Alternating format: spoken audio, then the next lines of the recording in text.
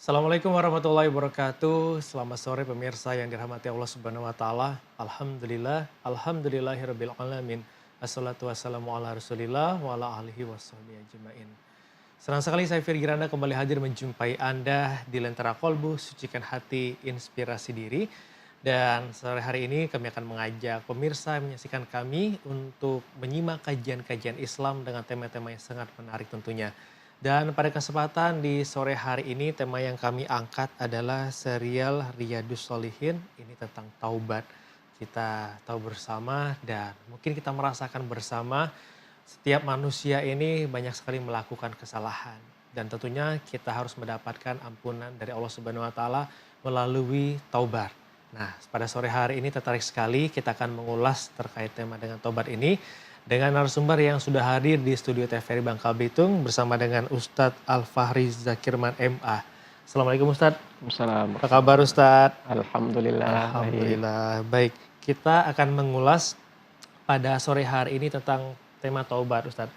Mungkin pemirsa yang di rumah juga udah bersiap untuk mempersiapkan pertanyaannya. Nanti silakan mengirimkan ke media sosial kami untuk pertanyaan dari pemirsa semua. Seperti biasa di segmen pertama ini kami akan mengajak Anda untuk mendengarkan terlebih dahulu tausiah singkat dari Ustadz. Silakan Ustadz. Baik, terima kasih Mas Firgi. Assalamualaikum warahmatullahi wabarakatuh. Waalaikumsalam. Alhamdulillahi rabbil alamin wa bihi nasta'in ala umuri dunya waddin. Wassalatu wassalamu ala sayyidina Muhammadin wa ala alihi wa sahbihi ajma'in.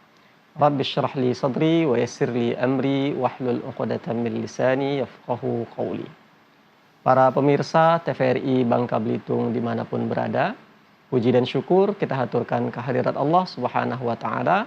Salawat dan salam kita sampaikan kepada Nabi kita Nabi Muhammad sallallahu alaihi wasallam, kepada keluarganya, kepada sahabat-sahabatnya, dan kepada orang-orang yang senantiasa meneruskan perjuangannya sampai hari kiamat kelak.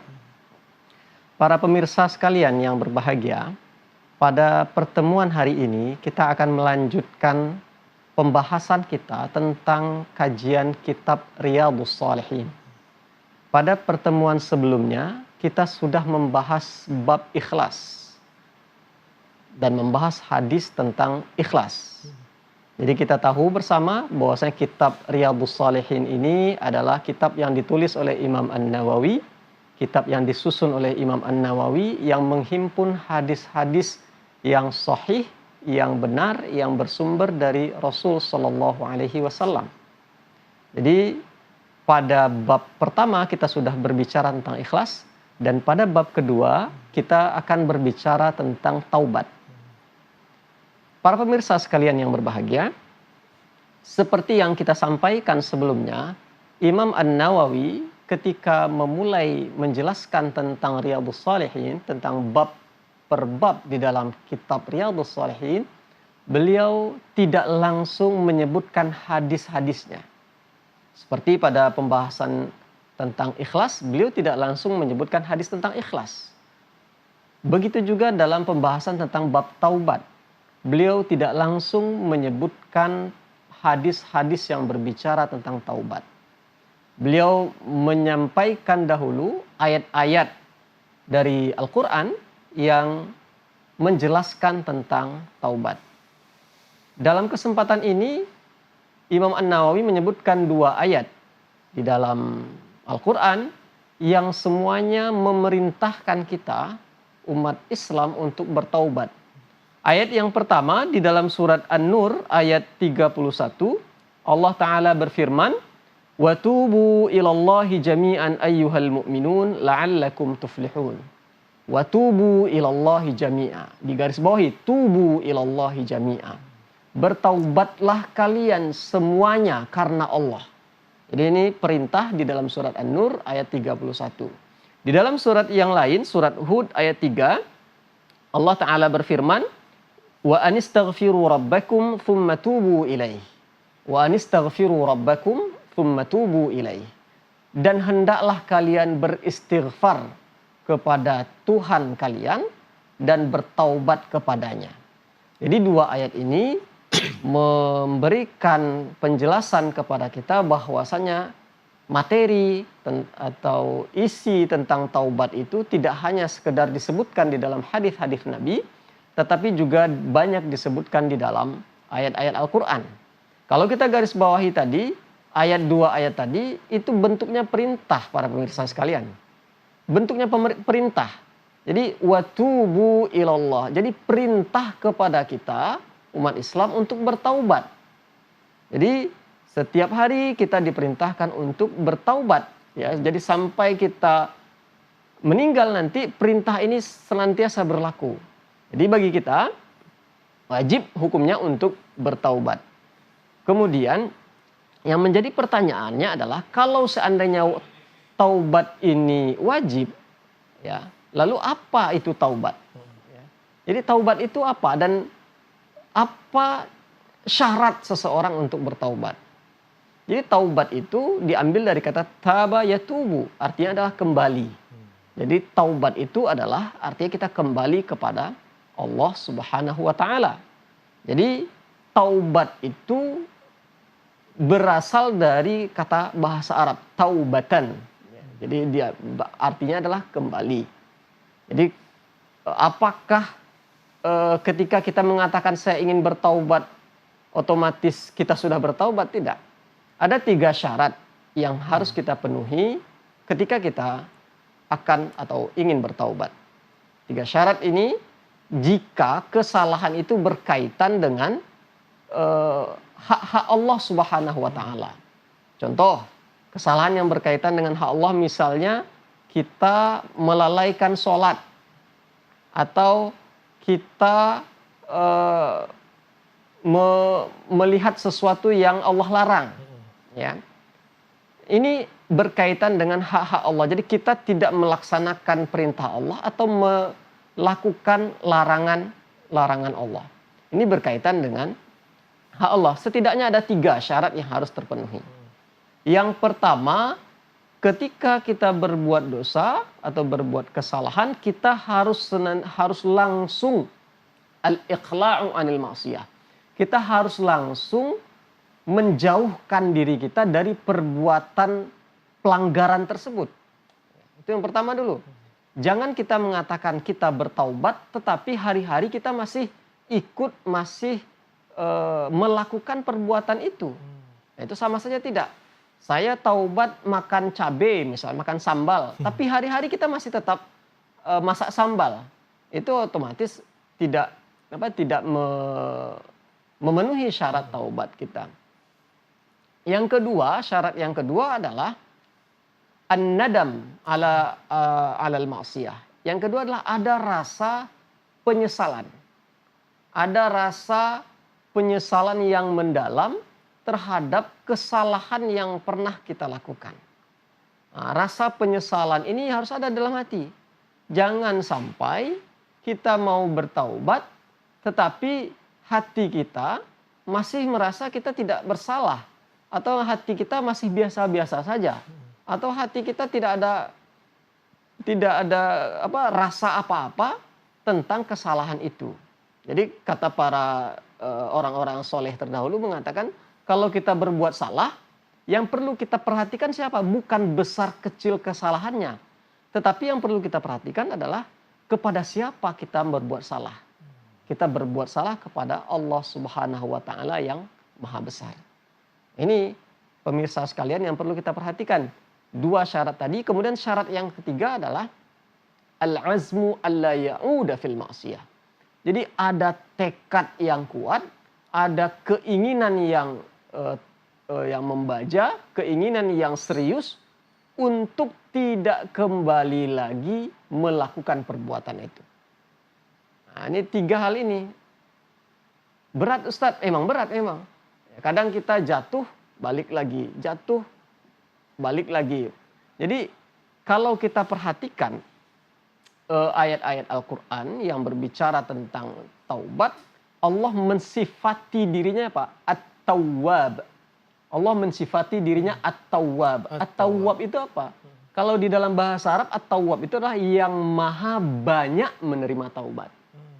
Yang maha banyak menerima taubat. Artinya apa? Manusia itu yang maha banyak melakukan kesalahan. Jadi Allah Subhanahu wa taala maha banyak menerima taubat, manusia itu maha banyak melakukan kesalahan. Jadi kalau kita perhatikan siklus kehidupan kita ini adalah antara kesalahan dan taubat. Antara kesalahan dan taubat sampai akhir hayat kita. Kenapa? Karena kita tidak mungkin tidak mungkin ma'asum, tidak mungkin kita tidak melakukan kesalahan. Ya kan? Kita tidak mungkin tidak melakukan kesalahan. Maka manusia itu al-khatta'in kalau bahasa hadis itu. Orang yang senantiasa melakukan kesalahan. Ya, kalau kita hitung-hitung hari ini mungkin sudah banyak kesalahan yang kita lakukan. Iya, Ustaz. Ya. Tetapi adalah yang paling baik adalah wa khairul khatta'in, sebaik-baik orang yang banyak melakukan kesalahan siapa? At-tawwabin. Orang-orang yang sering bertaubat, sering ya. Yang sering bertaubat. Artinya apa? Taubat itu tidak cukup satu kali. Oh, hari ini saya bertaubat, pokoknya sudah sampai hari kiamat saya tidak bertaubat lagi. Nah, jadi ini yang harus kita pahami. Tambah satu syarat lagi kalau kita bertaubat. Kalau seandainya kesalahan kita itu terkait dengan orang lain, terkait dengan manusia lain, nah ini tidak bisa cukup dengan 3 tadi. Tidak bisa cukup dengan menyesal, tidak bisa cukup dengan bertekad untuk tidak mengulangi, tidak cukup dengan hanya sekedar menjauhi dari perbuatan itu. Tetapi yang ketiga adalah kalau berkaitan dengan orang lain, maka ada 2. Kalau dia bersifat materi, materinya harus dikembalikan. Berkaitan dengan harta, harta orang itu harus dikembalikan dulu, baru bertaubat. Kalau berkaitan dengan harga dirinya, kehormatannya, maka itu harus minta maaf.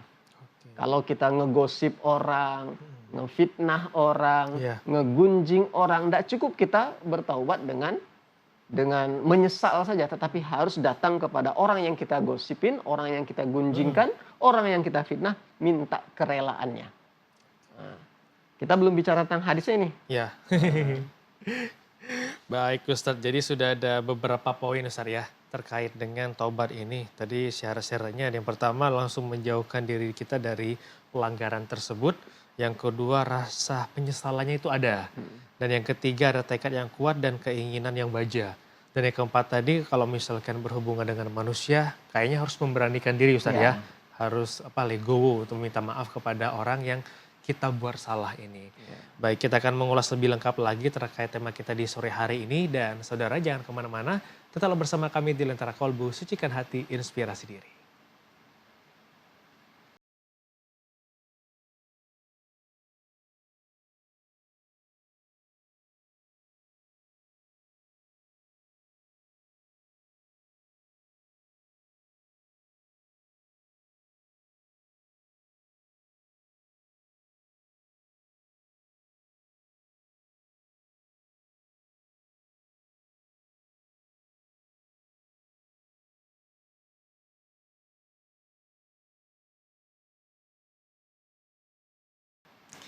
Alhamdulillahirrahmanirrahim. Terima kasih saudara masih bersama kami di Lentera Kolbu, sucikan hati, inspirasi diri.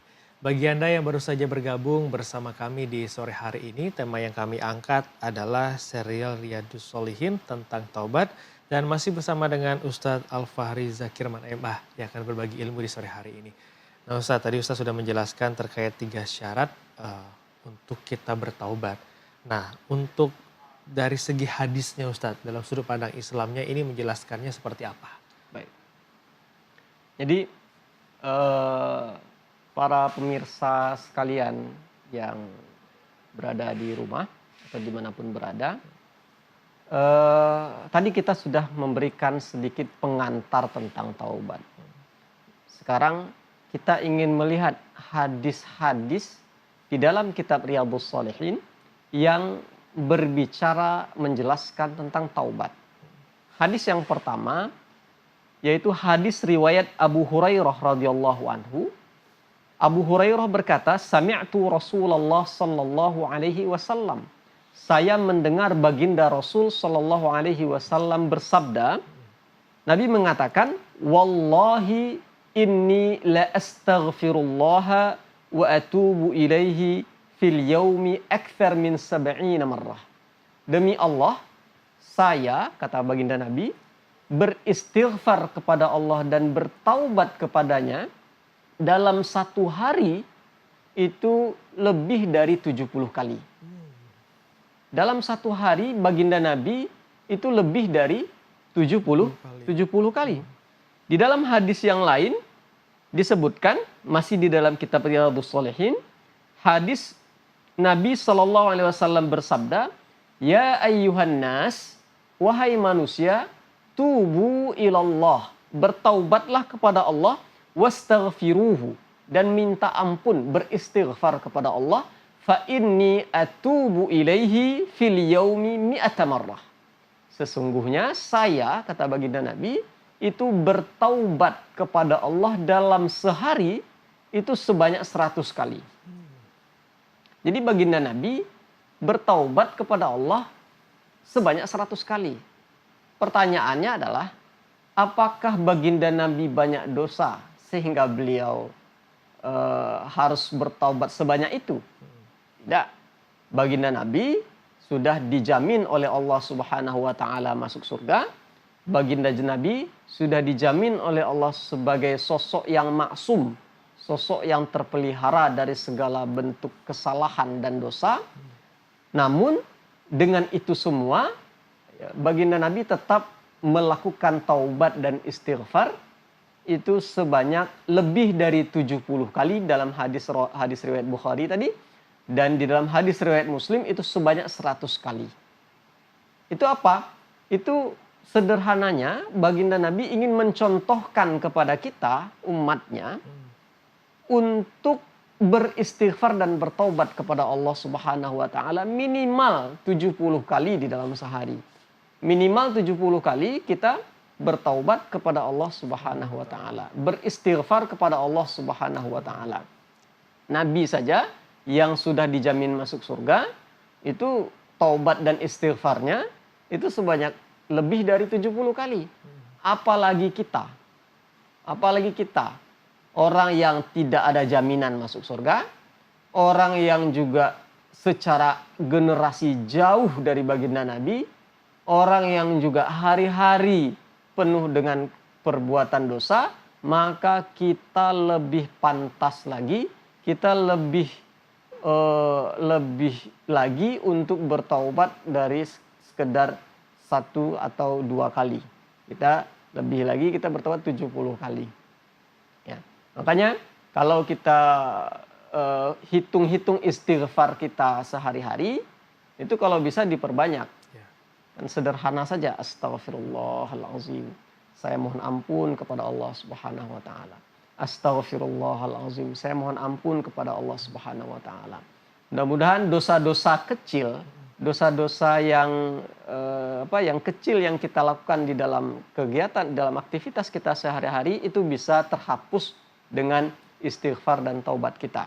Maka di hadis Nabi yang hadis riwayat Bukhari dan Muslim tadi disebutkan bagaimana Nabi mencontohkan beristighfar, Nabi mencontohkan kita bertaubat. Ya. Nabi mencontohkan kita beristighfar sebanyak 70 kali, Nabi mencontohkan kita lebih dari 70 kali, Nabi mencontohkan kita beristighfar sebanyak lebih dari 70 sampai 100 kali. Jadi kalau kita perhatikan, ya, istighfar itu artinya apa? Istighfar itu adalah talabul maghfirah. Kita meminta ampunan dari Allah Subhanahu wa taala. Jadi meminta ampunan dari Allah Subhanahu wa taala itu ada dua kemungkinan. Kemungkinan pertama, Allah ampunkan kita dengan menghapus semua dosa kita. Kemungkinan kedua adalah Allah ampunkan kita dengan menghapus dosa dan menambah pahala istighfar. Ya, jadi kalau kita serius, kalau kita memenuhi taubat, syarat-syarat taubat dan istighfar tadi, maka kita akan memperoleh salah satu dari dua kemungkinan tadi. Kemungkinan pertama adalah dihapuskan seluruh dosa kita. Kemungkinan kedua adalah dihapuskan seluruh dosa kita dan ditambahkan pahala istighfar. Karena istighfar kan ada pahalanya juga. Iya. Jadi kita mendapatkan satu di antara dua tadi. Jadi tidak ada ruginya kita beristighfar dan bertaubat kepada Allah Subhanahu wa taala. Para pemirsa sekalian yang berbahagia, kita coba buka hadis yang lain di dalam kitab Sahih, dalam kitab Riyadhus Shalihin ini. Di dalam hadis yang lain, ternyata Allah Subhanahu wa taala itu sangat menunggu-nunggu taubat dan istighfar kita. Jadi jangan harap, jangan pikir kita yang senang dengan taubat dan istighfar kita. Allah juga senang melihat hambanya yang bertaubat. Allah juga senang melihat hambanya yang kembali kepadanya. Bahkan di dalam sebuah hadis disebutkan, di dalam hadis Riyadhus Shalihin ini disebutkan hadis dari Abi Musa al-Asy'ari, Nabi SAW bersabda, Innallaha ta'ala yabsutu yadahu bil-laili liyatuba musi'an nahar wa yabsutu yadahu bin-nahari liyatuba musi'al lail hatta tatlu'a syamsu min maghribiha. Hadis riwayat Muslim. Ini masih hadis di dalam kitab Riyadhus Shalihin. Iya.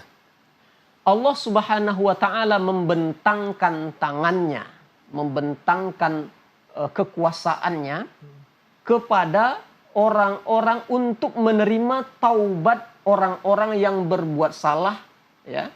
Allah membentangkan tangan dan kekuasaannya di siang hari untuk menerima taubat dan taubat dan istighfar orang-orang yang berbuat salah di malam hari.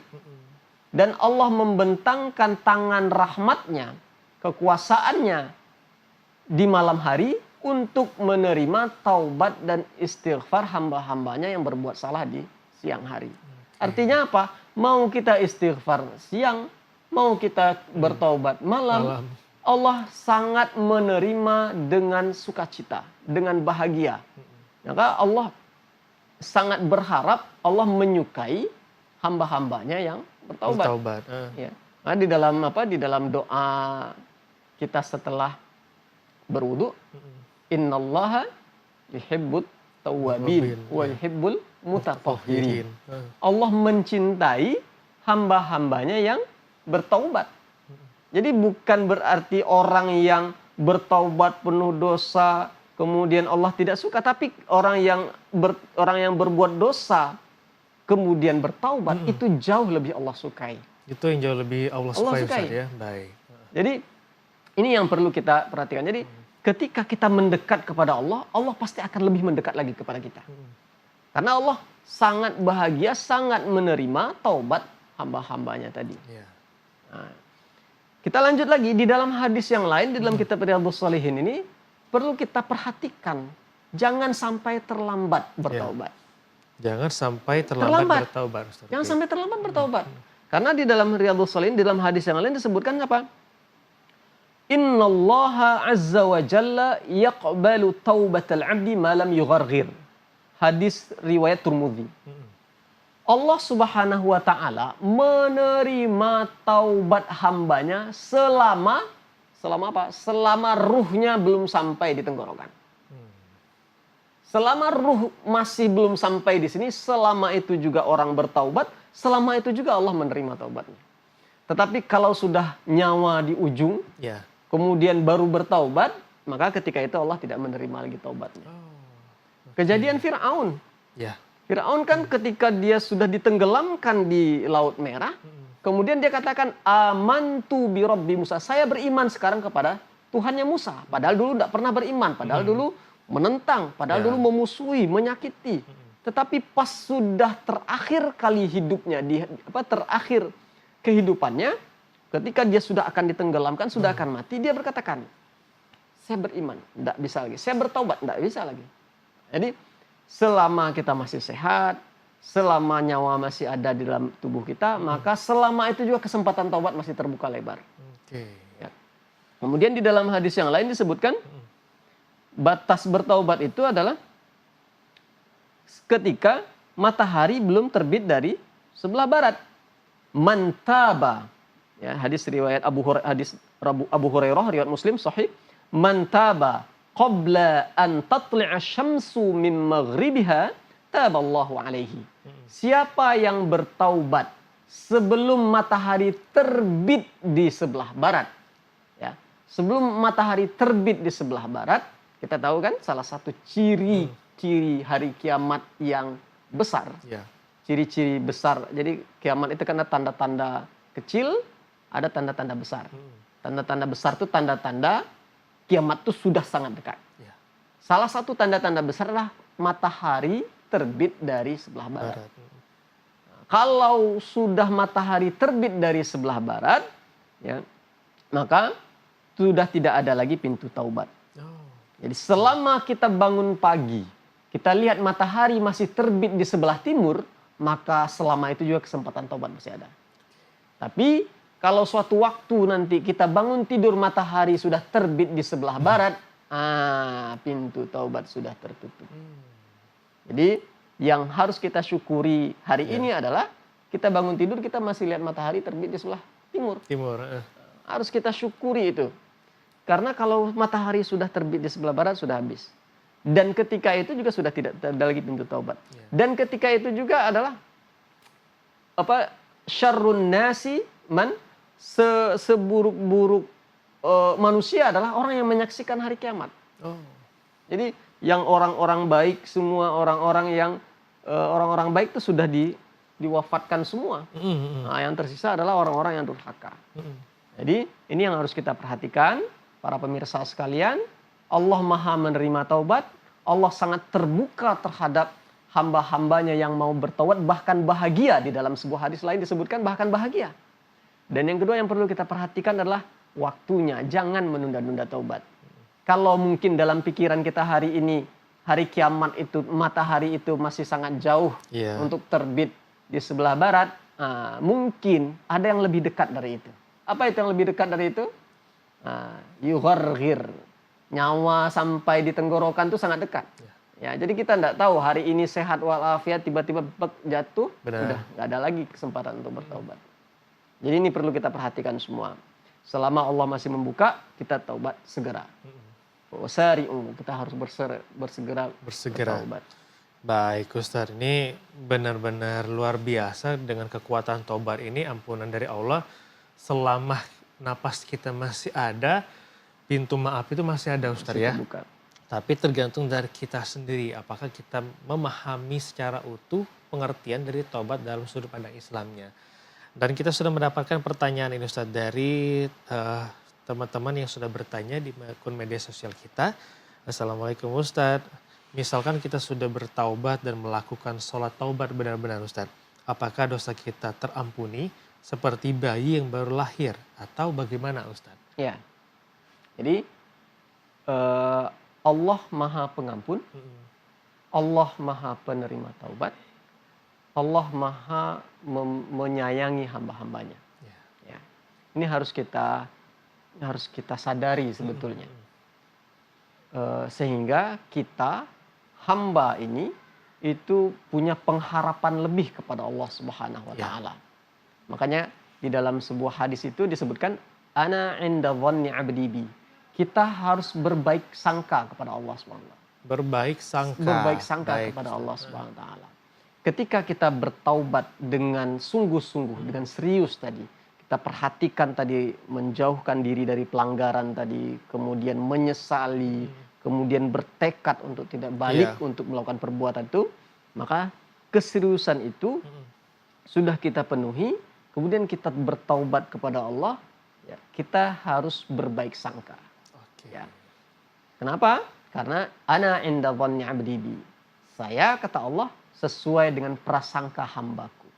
Jadi ketika kita berbaik sangka kepada Allah, Allah Maha menerima taubat, Allah menerima taubat kita, maka ketika itu juga adalah Allah akan menerima taubat kita.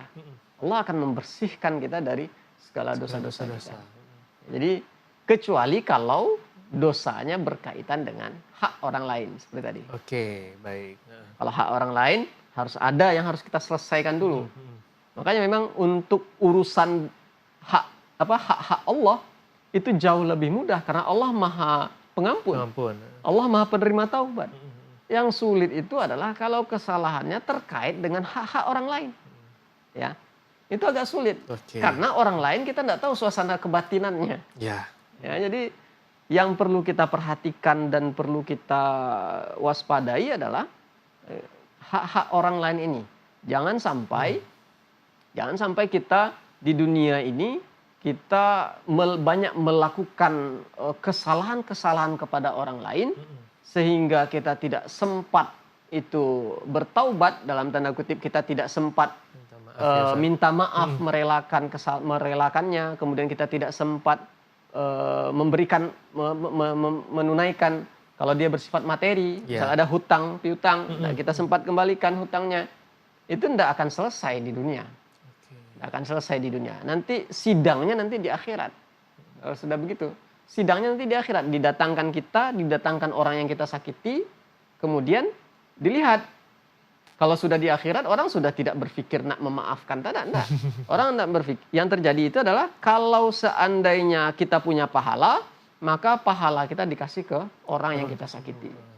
Kalau seandainya pahala kita sudah habis, pahala kebaikan kita sudah habis, maka dosa orang ini ditumpahkanlah ke kita. Itu cara membayarnya. Kan kalau kayak gitu ya ngeri juga kan. Lah saldo kita sedikit di akhirat, hutangnya banyak. Ya, jadi orang yang bangkrut dan merugi. Nah, maka mumpung kita di dunia ini, para pemirsa sekalian, kita harus betul-betul jaga sikap kita, jaga kata-kata kita, jaga perbuatan kita, jangan sampai kita menzolimi orang lain. Ya, karena taubatnya tidak semudah kita kalau berbuat salah dengan hak Allah Subhanahu Wa Taala. Taubatnya susah. Kita harus datangi orang itu, kita harus minta maaf, minta direlakan. Dan harus tekan ego kita juga, ya kan? Nggak gampang kita minta maaf ke orang itu. Apalagi kalau kita sampai ceritakan detailnya, saya dulu pernah mengunjungkan kamu, kan enggak? Berat. Jadi ini yang harus kita biasakan, budayakan di masyarakat, ya, di diri kita, keluarga kita, untuk senantiasa merelakan, ya, saling memaaf-maafkan supaya nanti kita di sana tuh masuk surga semua gitu. Amin. Baik, terima kasih Ustadz. Semoga terjawab untuk pemirsa yang sudah bertanya tadi. Nah Ustadz, ketika kita sudah melakukan dosa nih setiap hari, dan apakah cukup dengan cara beristighfar? Nah, mungkin bisa dijawab setelah jeda berikut ini Ustadz. Dan saudara jangan kemana-mana, tetap bersama kami di Lentera Kolbu, Sucikan Hati, Inspirasi Diri akan segera kembali untuk Anda.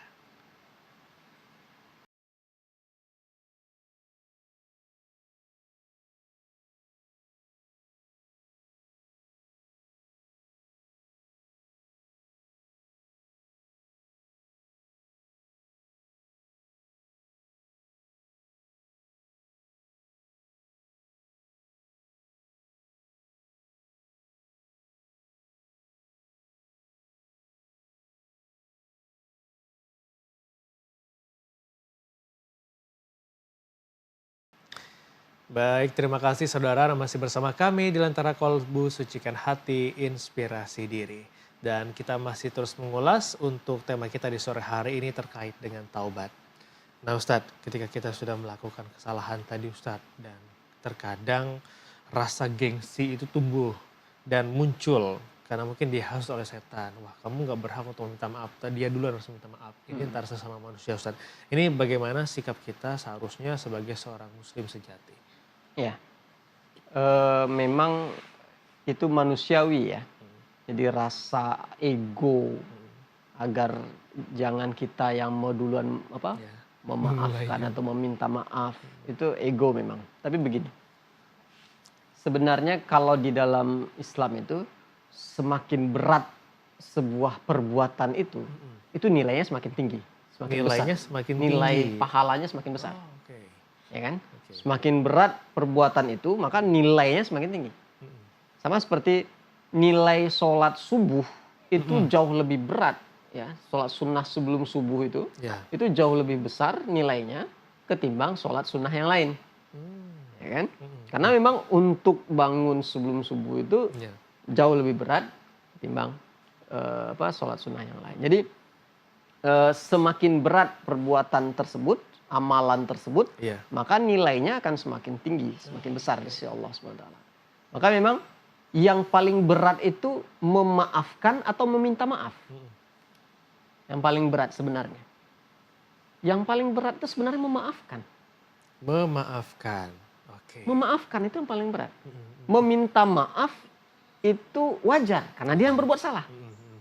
ya kan? Mm-mm. Saya kalau berbuat salah saya meminta maaf. Mm-mm. Itu biasa. Tapi yang berat, yang luar biasa itu apa? Saya yang disakiti, lalu saya yang memaafkan. Double kill ya. Iya kan? Itu luar biasa Iya. ya.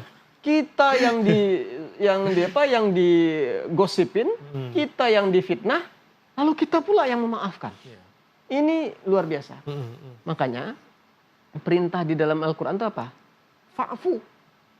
Fa'fu itu artinya apa? Maafkanlah. Maafkanlah. Oke. Ya. Khudil afwa. Maafkanlah.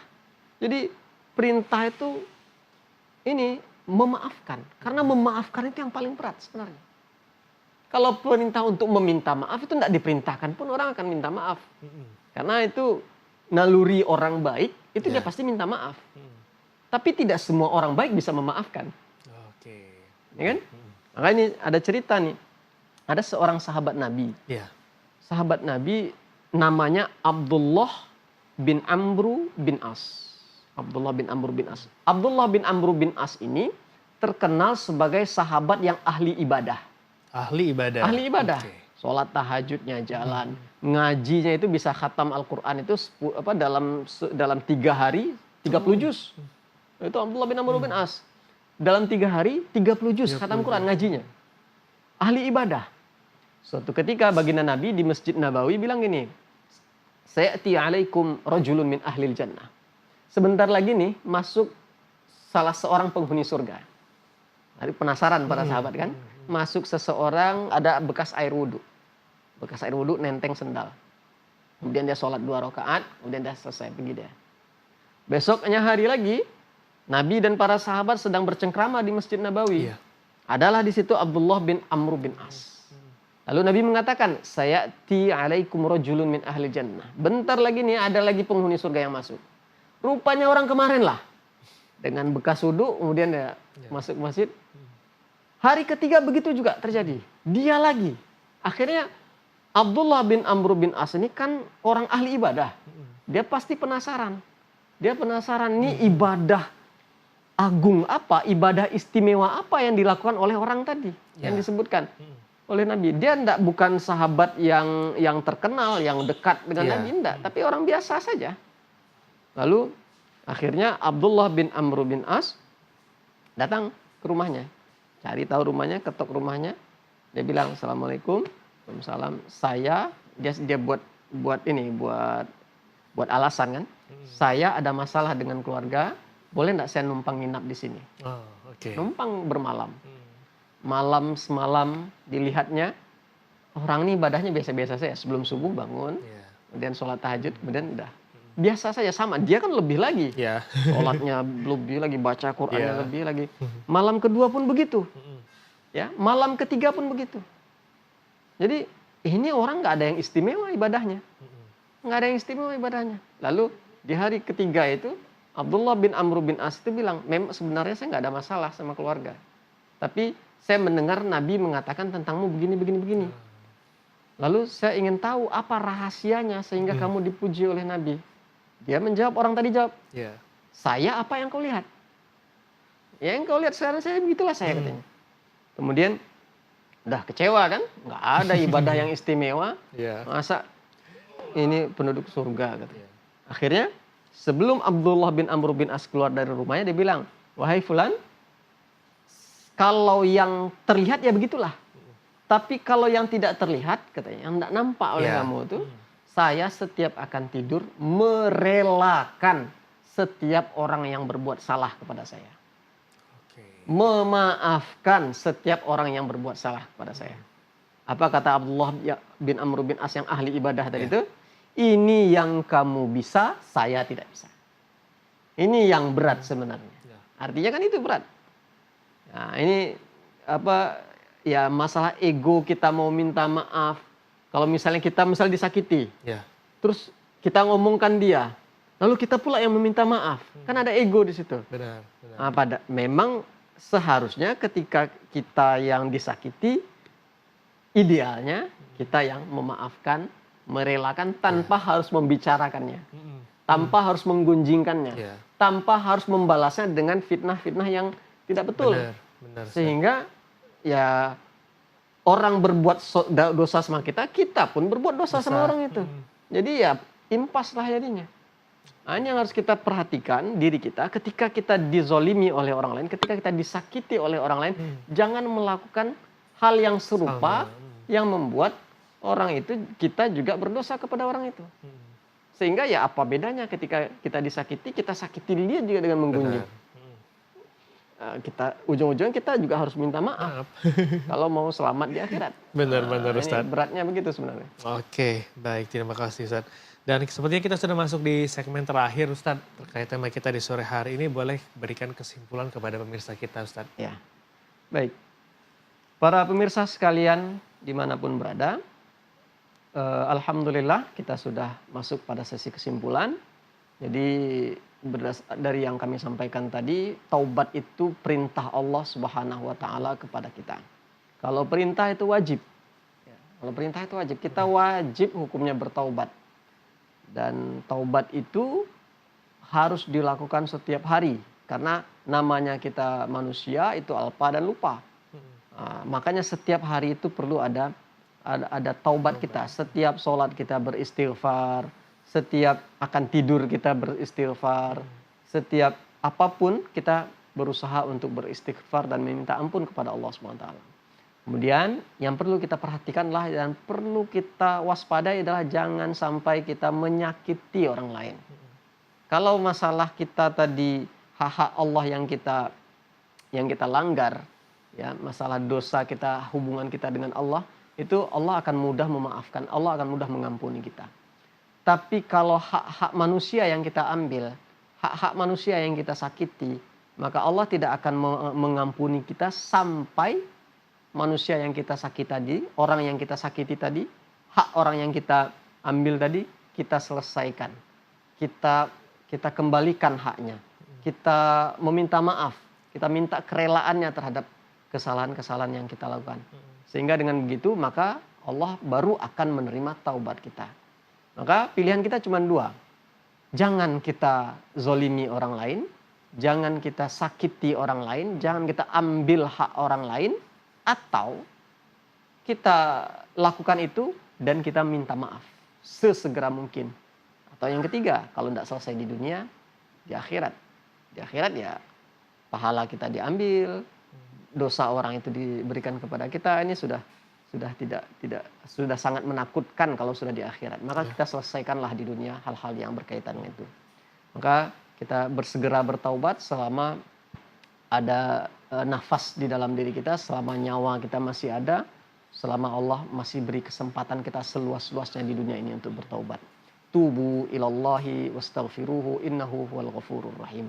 Bertaubatlah kepada Allah dan meminta ampun, sesungguhnya Allah Maha Pengampun lagi Maha Penyayang.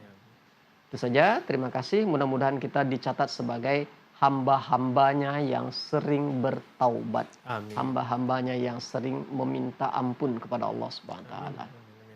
Aqulu qawli hadza, astaghfirullah li wa lakum, wallahu muwaffiq ala aqwamit thoriq. Assalamualaikum warahmatullahi wabarakatuh. Waalaikumsalam warahmatullahi wabarakatuh. Terima kasih untuk Ustadz Al-Faris Zakir Maremah yang telah bergabung bersama kami di sore hari ini dan juga berbagi ilmu.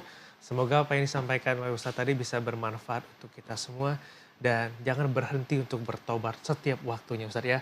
Karena pengampunan dari Allah Subhanahu wa taala itu selalu menyertai kita. Dan terima kasih Anda sudah menyaksikan Lentera Kolbu, Sucikan Hati, Inspirasi Diri. Kita berjumpa lagi di lain kesempatan. Saya akhiri wabillahi taufiq walhidayah. Wassalamualaikum warahmatullahi wabarakatuh. Dan sampai jumpa.